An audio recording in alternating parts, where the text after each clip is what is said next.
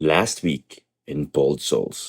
Steve, before Steve 2023, that I know you now, what made Steve become this Steve that you are right now, sitting with me?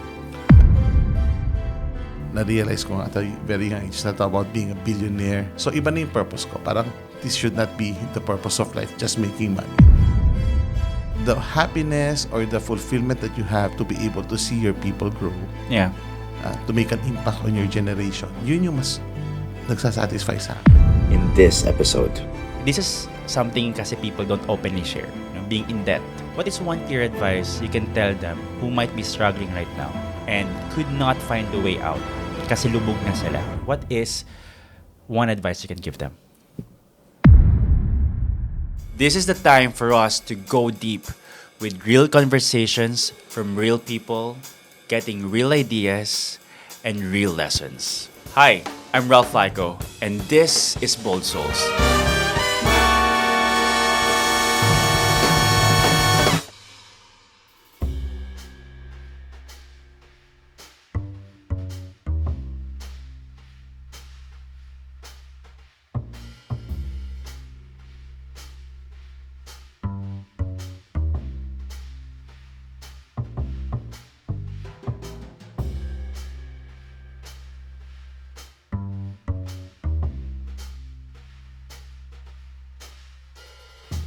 Gusto ko lang muna matanong kasi it's very rare for someone to achieve that amount of investment or infusion of money or investment.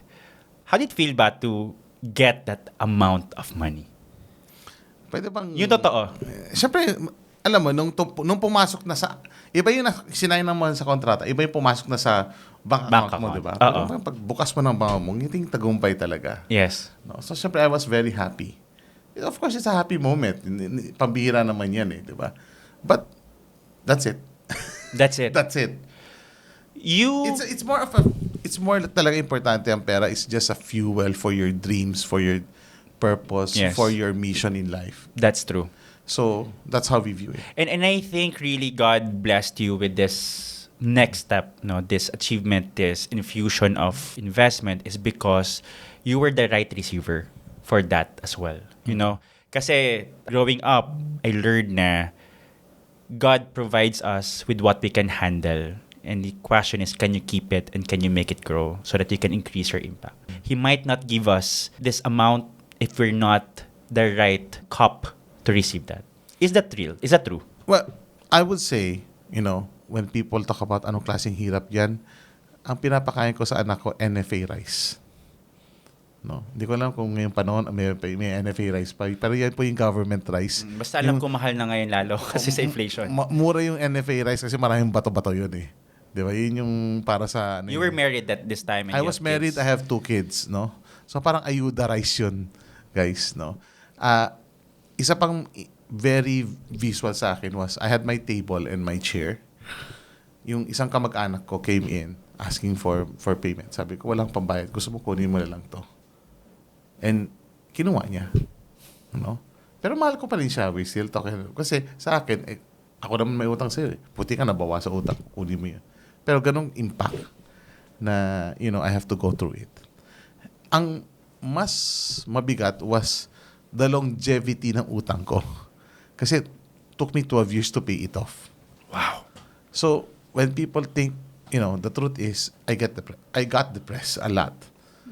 First 2 years, laban, sige, lahat ng kinita mo, binabayad mo. Pero 4th, 5th year, nawala na yung drive ko kasi lahat ng kaibigan mo nakaangat na sa buhay. Tapos, Mga iwan kapatid ka mo na. din. Naiwan ka na. At bound ka pa sa utang. No? So, you get depressed. You get discouraged. Parang sabi mo, ito na ba yung buhay ko? Magbabayad na ng utang. Ganyan. But I was still always been hopeful na the Lord will one day turn it around. But the truth is, guys, I never thought that this is the turnaround na ganitong kaganda. No? Never in my wildest dream. No? Kaya, yun yung, but I was hopeful. Kasi nakita ko talaga God can change, something that's in the point of death to being live again. Yeah. And, yun yung nag-hold on sa akin to be hopeful in life. Yeah. And the encouragement of my good, I have a good supporting friends, family that Ahya is brother. Kaya mo yan. Yeah. Na magnegosyo ka. Ganyan. So, Steve, before we go and move forward to that, no? Kasi I can sense that you're a very positive person. Bumabawi ka. Bawi, sugod. Actually, nagtitiri-eye na ako kasi ewan ko, I was listening to it. I'm really reflecting on it, and it's really hard, especially kapag hindi mo alam kung paano to maaayos kasi you're just forging ahead. Steve, meron bang time during this long season na hindi ka ganun ka-positive? Kasi di naman ganun kadali talaga eh. Mahirap. Ganito, in terms of mindset, I would say, talaga ako, ugali ko na, always trying to look at the better things, on the positive side. Right. No? But I do get depressed. No, I do get depressed, parang, napapagod ka, ganyan. But, sa akin is, lahat ng ginamit ng Panginoon dumaan sa mga mahihirap, sabi ko. Lord, wag lang naman kay Moses kasi 40 years yun. Sabi ko, kahit mga Joseph lang, 12 years. 12 years. Was there, kasi So I was thinking na maybe 1 to 2 years, pero so the truth is, kaya nag-insurance ako. I was in the insurance industry for 10 years. Okay. Kasi walang puhunan yun. Then you can sell. And that's my core competence. Ito yung sideline mo. Hindi ito. Ito yung buhay ko nung nagbabayad ako ng utang ko. Seryoso? Oo, 10 years ako na sa insurance. Okay. Oo, kaya nga, I have a malapit sa puso ko ang insurance industry. No? I didn't know about that. Yeah. So I was in the insurance industry. Multi-awarded rin ako sa insurance. Wow. No? So talagang very, I would say, the things that I do, I really try to excel in the things that I do. Steve, before we continue again to yung story of your desert, no, you might be positive, no, with hope. You have a strong resolve to fight. Mm-hmm. You also see the impact on this kasi you could not maybe in the stage to provide the best for your family and to your wife and to your kids that time. Did you feel na parang nahawa ka because you might not be the best provider at this time? And how did it feel like? So, sa akin, budgeted kami. So, we live within our means. No? So, sabi ko, ito binigay ng Panginoon. Ito yung gagasusin natin, di ba? Kaya nga thankful ako sa miso, hindi ako iniwan eh. Mahal na mahal ako nun eh. No? Now, for my kids, makita mo yung difference ng ugali. Yung unang dalawa, yung galing sa hirap, hindi umorder ng iced tea or fruit shakes pag umalis kami. So hanggang ngayon, magtatanong, Dad, magkano yung iced tea? Tinatanong niya pa. Tinatanong pa niya. Ang tatay niya na... Yung bunso, mango shake please. Wala nang Pero makita mo talaga yung difference in because, so sa akin, that's the same principle. We live within our means. So, ito yung, I work hard for it. Sa totoo lang, I've been earning millions, but sa sobrang laki ng utang ko, alam mo yun, baliwala yung kinita mo million kasi kailangan mong bayaran ng yung utang mong buong. Hindi ako zero, negative 32M ako eh. So talaga, I think doon mas taxing. Right. Na hindi mo, kaya ang mga libreng trips ko, yung mga nakukuha ko sa free trip to ganyan, di ba, pag insurance ka, kaya nakaka-trip kami ng misis ko. Pero tipid sa mga other things, no? Steve, in a very direct way, how did you come out of this long desert in your life? So it's little by little of paying the taxes, paying the debts, no? And then the last one was technically my first exit was I was able to sell my insurance agency. So kasi agency nga, I had a very good, even in terms of nabenta ko yon, may puhunan ako. Nagamit ko yung puhunan ko na yon to do importation from China and then selling it wholesale here. Para mas mabilis yung ikot. No? Na-encourage ako na magnegosyo ka ulit, wag ka na mag-insurance, para ganyan. Yun yung start, kumbaga. Natapos ko yung 12 years, 32M. So, tagal rin magbayad ng utang. No? Pero ang nga doon, ang irony noon is when I was with Great Deals, I just write POs worth 32 million, 40 million. So sabi ko, grabe. Lord, Difference, dati, no? hindi mo alam kung paano mo babayaran yung utang mo. Diba? Kung tatanay mo, yun nga, it took me 12 years to pay off my 32 million in debt. What is the moral lesson of that desert story? I think a lot of lessons that you can learn. Number one, you develop your adversity quotient. You always be hopeful in life that things you will have your promised land. Na hindi lahat ng buhay desert. No? So I was looking always forward na there will be a promised land. And that's why I've been sharing this story to people. Dahil, syempre, I was encouraged. Someone helped me when I was down. Even mentally, that's why sabi ko, I have very good friends. Yung mga friends ko nung baksak ako, basta isang tawag nila sa akin, labas na. Wala akong, kasi nakilala ko sila nung walang-wala ako eh. Ibang klaseng mga kaibigan yun, di ba? Right.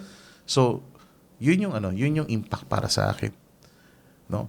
So, isang tawag lang yun, go. Wala akong kasi dami namin yung nakilala niya ako nung walang-wala ako eh. Di ba? So, sa akin, yun yung mga lessons. Sobrang dami. And that's why I can even share it today. Kasi I did some of it, wrote it down. Kasi sabi ko, ito mga natutukan ko. I try to write it down so that I remember it, so that I'll be able to share it. Hopefully someday in a book.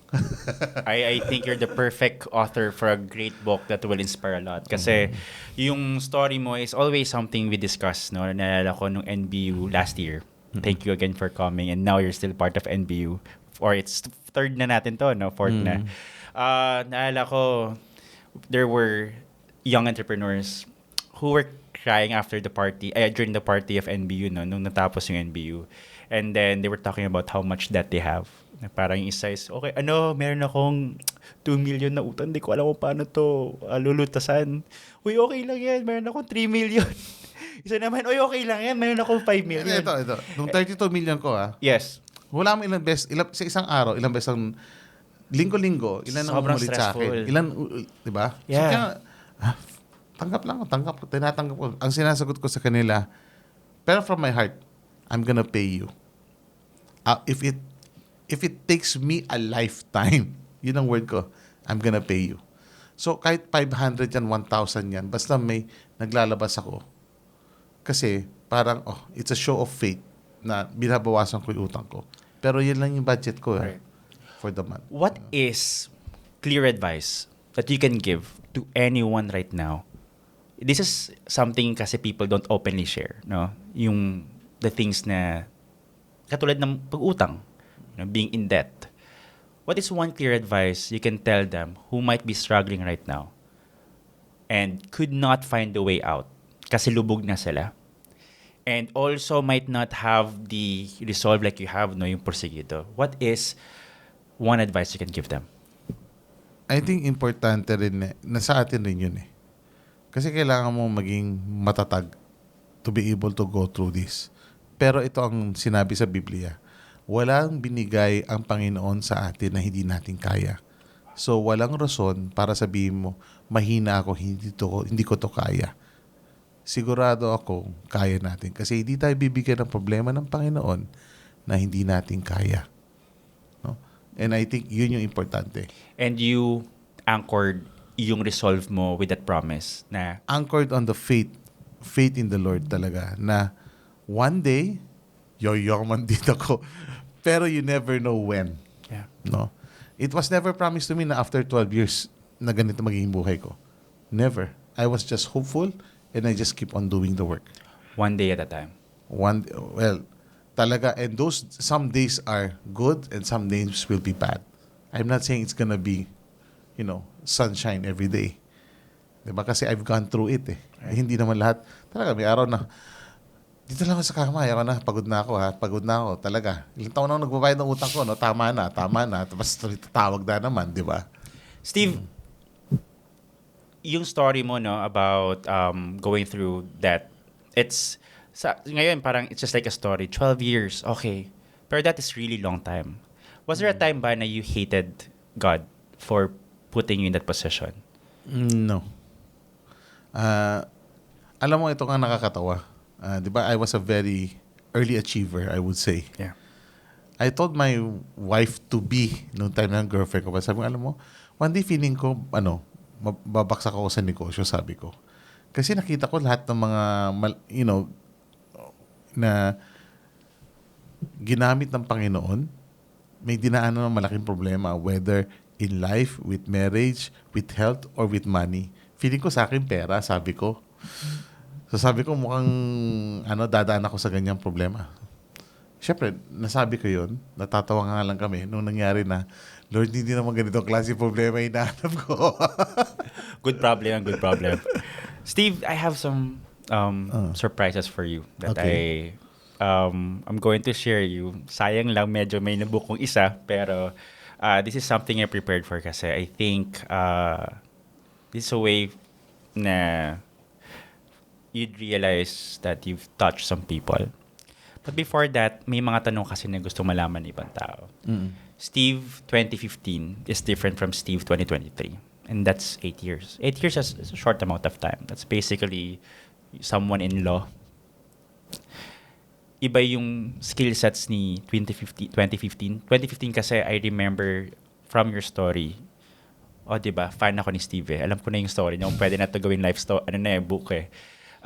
You were still starting e-commerce business, yung Great Deals. And I remember you only have a few staff. Naalala ko yung story mo about your cabinet na make do, no? Na para mga boxes lang na pinagsama-sama. What is the difference ng mindset mo dati at saka mindset mo ngayon? Mindset-wise, no, I think it's the same. In terms of mindset na, what do you mean? Yung, what kind of mindset? Okay, so for example, noong 2016, yung every year kasi, biglang lumaki yung responsibilities I think iba yung role ko ngayon sa kumpanya ko compared dati. Pero in terms of coming in as a mindset or the principles that I apply in life, I think because these principles are timeless, I always get reminded that these are the important things in life. So, in terms of my, anchored in faith, being thankful, giving time for my wife and kids, these are important aspects that you don't change. How I treat my people, they don't change. No? Now, in terms of role sa kumpanya, yun yung mas malaking pagbabago. Running a enterprise right now compared to a startup is way, way different na even I have to adjust a lot of things. Did you ever think you were ready for this kind of role? I was we were never talking about Steve 2015. No. Definitely, wala talaga, malayo, no. I was just found out two days ago that Great Deals is nasa top 500 corporations sa Pilipinas. Wow. Number 473. Nako, big achievement yun. Kami nasa thousands and thousands. So sabi ko, wow. Parang, then I was looking at the list, sabi ko, grabe. No, but so basically I'm managing a top 500 corporations na. So sabi ko talaga, you have that ano bang syndrome tawag nila dito, yung parang feeling mo hindi mo talaga kaya. Yeah. No. So I take it day by day, keep on learning so that I'll be able to lead my organization as best as possible. But I always tell my people, if there is someone that's more than capable of leading, why not? No, kasi talaga lahat tayo may role to take eh. So sa akin, importante at peace rin. Diba? Steve, merong shinare ang isa sa mga empleyado mo. Empleyado ko ha? So I talked to one of your leads in Great Deals, no? Ayan na. And well, they shared something good about you, and I just want to share. They shared about this story, no, during the pandemic, no, on how you were as a leader. It was really a tough time. Was it a tough time for you then? Definitely. No. Pero yun nga maganda, feeling mo pag you go back at it, sabi ko, grabe pa rin dinarap na this pandemic. Pero during that time, because you're in the gutter fighting the war, parang ganyan, go lang eh. Oo. He said, prior to lalaki pala to, lalaki. ayan, na-reveal ko na, he's a he. And he said na prior to the lockdown due to the pandemic, he patiently waited for the announcement while thinking about business continuity and welfare of the team.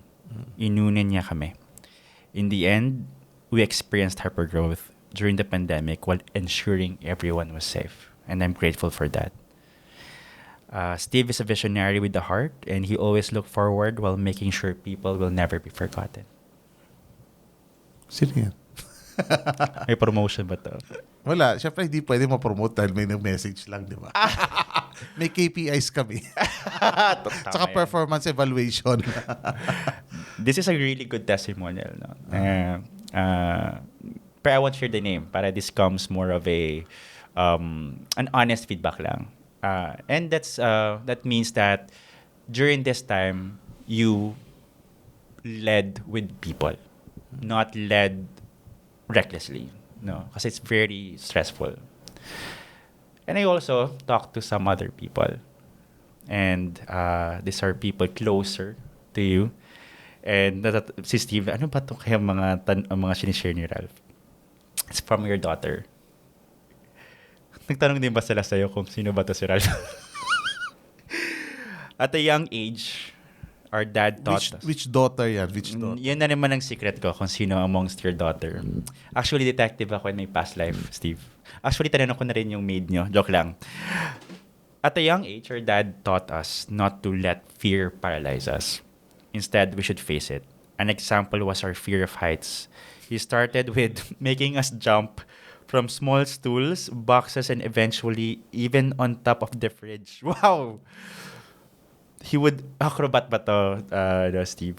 He would also make us ride extreme roller coasters because he wanted us to live life and not let fear stop us. And actually, ang sabi niya, ito po ay from Sophie, Camille, Bianca, and Celine. So that's really your training for your kids. Overcoming fear. So, di ba mga bata, always takot tumalon. So, I always tell them, jump. I'm here to catch you. Wow. No? At a very young age, walang biro, 4 years old, 5. Yung wife ko, kasi sa taas ng ref, tumalong ka dyan, iiwan ko, hindi ka tatalong dyan ka lang, tumalong ka dyan. Grabe, this is more of a, sa'yo, parang project mo for your kids to grow, to have less fear in life. Overcoming fear. I think yun yung lesson. Yung first nating lesson kanina. Yun yung ginagawa ko talaga sa kanila na, that's why I let them sell, I let them talk. You want something, you talk. Go. Usapin mo, gano'n. So that they know how to communicate with people, overcome their fear. Yeah. Yeah. Also, last but not the least, I also talk to your wife. Mm-hmm. Steve, I remember you always sharing how you love your wife, how you're very thankful your life never left you during those hard times. Mm-hmm. No? And I asked her, and I'm so happy she gave us an insight about you. She said, Ruby Rose, she said, when I think of my husband, Steve, my favorite Bible verse comes to mind. Do you know what Bible verse this is? Better, I'll just listen to it. I'm not sure. Proverbs 3, 5 and 6. 5 to 6. Trust in the Lord with all your heart and lean not on your own understanding. In all your ways, acknowledge Him and He will make your path straight. Steve truly lives and applies this verse in his life. Even in our lowest points, he didn't question the Lord why. He believed in the Lord's goodness and in His promise that He will cause all things to work together for good. Marami kaming challenging times in our lives, but indeed, it doesn't feel like a storm because we have a leader in our family who exemplified trusting the Lord. This puts a calm in the storm of our lives. I'm really blessed to have Steve in my life for a husband and father of my children. Thank you for living your faith, Steve. What can you say about your wife's message? Siyempre, Thank you, honey. mahal ka ng mga tao. Alam mo, Steve, when in front of money, no, it influences us many ways na sometimes it makes people who possess that amount of money or fame, they forget the most essential things in life. For you, clearly, you got your values straight. You put your families Pero top. Ralph, there are temptations. That's why you need to always be intentional. Kasi temptations, money can really change people. That's why hindi ko sinasabi walang struggle. There's temptations all over, especially when you get to be a startup, something na what's happened. So talaga hindi rin siya madali. You need to be very intentional. Have a good friends that can tell you straight na, Steve, yumayabang ka na, tama na yan. No? So I have people in my life that I gave them permission so that, you have your blind spots. Diba? We have our blind spots so that we don't get, pag mayabang lang sabihan mo ako, bro, anytime. Hindi ako magtatampo sa'yo. Yun yung mga kailangan natin na kaibigan rin. Yeah. Mm-hmm. Thank you for sharing that, Steve, no, na alam mo, you have all the rights to yung tiwalang-tiwala ka sa sarili mo. But clearly, self-awareness is very important to you. And to tell people, like your friends, to tell you straight to you if there's something na hindi na tama. And to be correctable is really a clear sign of self-awareness. I'll close this podcast, this episode, which, by the way, is one of the most ang sarap nung discussions na to. I felt time flew by and I got to learn you even deeper. Time flew by nga. Oo nga. Steve, marami iniidolo ka ng generation ko so much. This is the rise of Hindi pa tayo e-commerce. magkaparehas tayong generation. Malapit na. Actually, magkasunod lang tayo ng generation. Steve, they take photos of you. I remember kapag may mga events. I remember, Steve, I just want to share everyone how just real you are. Nung kakalabas lang natin sa pandemic, there was this one big event. And then you were of course, in the VIP seats, no? And then you saw me from afar. I was with NBU friends, no? And then what you did was you stood up sa sobrang daming tao in that event. You went to me and to make kamusta sa akin. And I was surprised kasi it's been a while since we last saw each other. But for me, that was a clear example of how a leader supports another leader. I don't say I'm that good of a leader, but how a person, amidst all of this, you being in a certain level in your life, you go to another and you check on them. For me, that was something I do not forget. I just want you to know that. What would you say to this generation of very aggressive, very enthusiastic, mostly maraming pinagdadaanan din ng pagkakamali ng mga young entrepreneurs in this stage of their lives? I think I've always shared this. No? Importante, get a mentor. Alam mo, sometimes when we're young, feel natin we know it all. But having a good mentor will help us a lot in our entrepreneurial journey, in our life's journey. I think kasi find the right mentor, hindi yung pa-mentor po, hindi yung pa-mentor po, yung mga may bayad na pa-mentor. No, go someone that will, a mentor that will care for you also. Yeah. So finding that kind of a mentor, you need to develop those relationship. It's not about money. It's about, okay, there are certain, ako, sa totoo lang, Ralph, ang sakit ang problema, ang ugali ko, alam ng misis ko, I don't listen to everyone. You don't what? I don't listen to everyone. I choose who to listen to. Ugali ko yun. Ibig sabihin, you need to, you have to get my trust, then whatever you say, I can listen to you. But kung wala pa, I won't listen to you. Yun yung problema ko. I'm saying, struggle ko yun. But I choose the people that I listen to. Because finifilter ko rin, siya sobrang dami nagsasalita. Importante, does this person cares for me? Does he has the experience to help me become a better person by looking at his life or her life? Na ito ba yung life na gusto ko? Paano niya mahalin misis niya? Paano siya mag-conduct ng negosyo niya? Ay, ito yung gusto ko. Paano siya makipag-relate sa tao? Then, I build a relationship with these people. Diba? Yun yung importante. Tama. And being this relationship, hindi pwede yung parang, I do get a lot, sir, pwede pa mentor. Diba? Sobra. Diba? O, Diyos Yung ko. mga ganyan, Oo, diba? especially sa e-commerce, puro Ito, growth mindset. guys, sinasabi ko na, it doesn't work kung ganyan ang style mo, pa-mentor. Wala. You need to put in the time so that you get to know that person, and that person will also try to build a relationship with you. I love that. No? Before getting a mentor, build a relationship muna with that person. Siyempre, why would I mentor you if wala naman tayong relationship? Correct. Tama? Yeah. No, yung mga successful people, wala nang oras eh. I don't know nga how you Diba? juggle your time. Diba? Wala nang oras. How will you still mentor? So you have to choose also who you would like to, spend your time with. Right. Diba? Steve, last question. Kanina pa tayo last question. Oh, hindi. Ito na yun. This is it. Okay. Before all of that, thank you very much for sharing your time. I know how busy you are and how packed your schedule is. This morning you said you had 4 meetings, but really made time. On time. No? The 2:30, you were here 2:20. So I really appreciate that. Steve, is there anything in your heart right now that you want to share to everybody that you might have not shared before yet, and you'd like to take this opportunity to share something that could be of use to our listeners? Gusto ko sabihin, dami natin na pag-usapan na eh. I know eh. Parang kukulang Baka pa ba? paulit-ulit.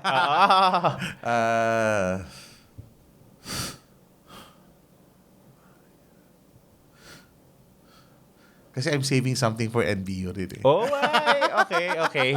Yeah. So, nag-isip pa ako kung ano yung pwede kong i-share na I think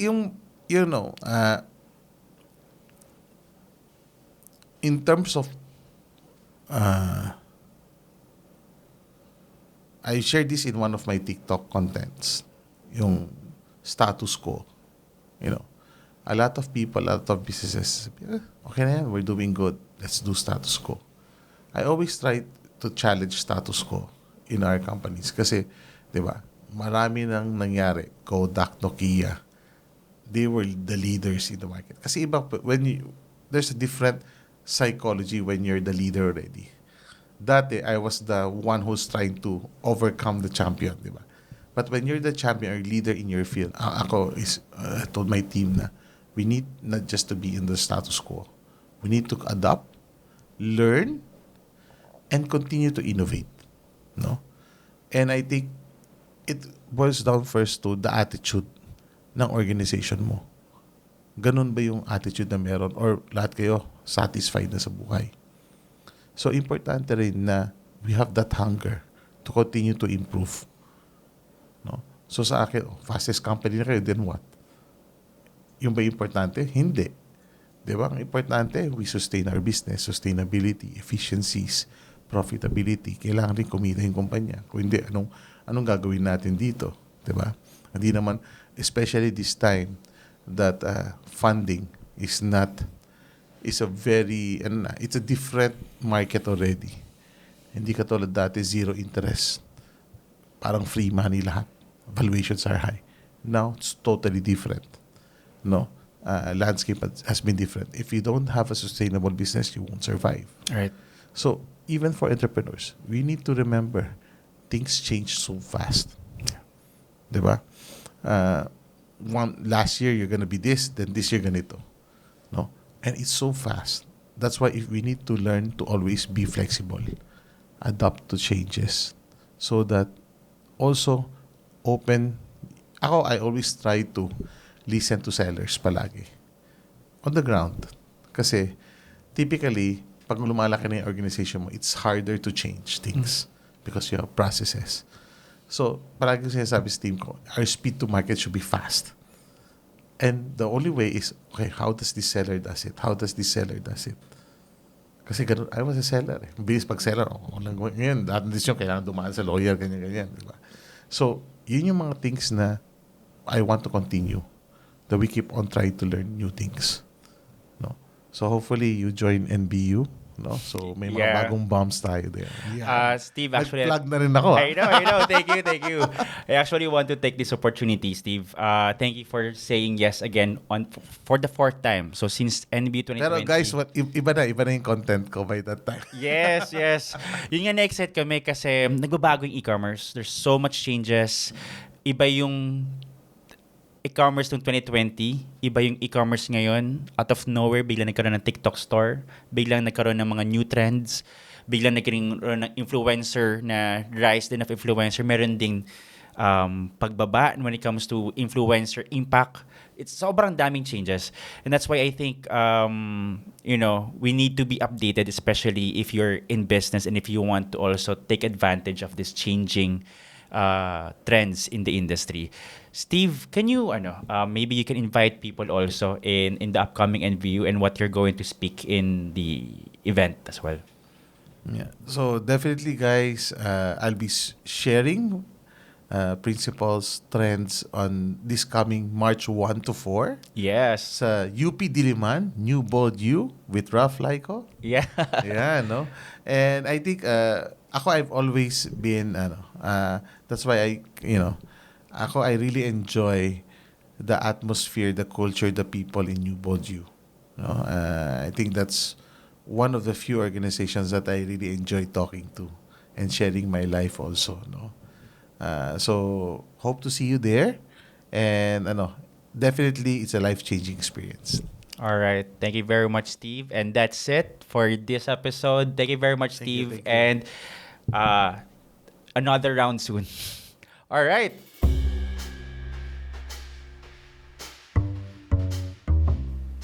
We are still starting in this journey. So if you do like this episode, we'd like to suggest you to hit like, subscribe, and share this to your family, to your friends, or to people who you think should hear this.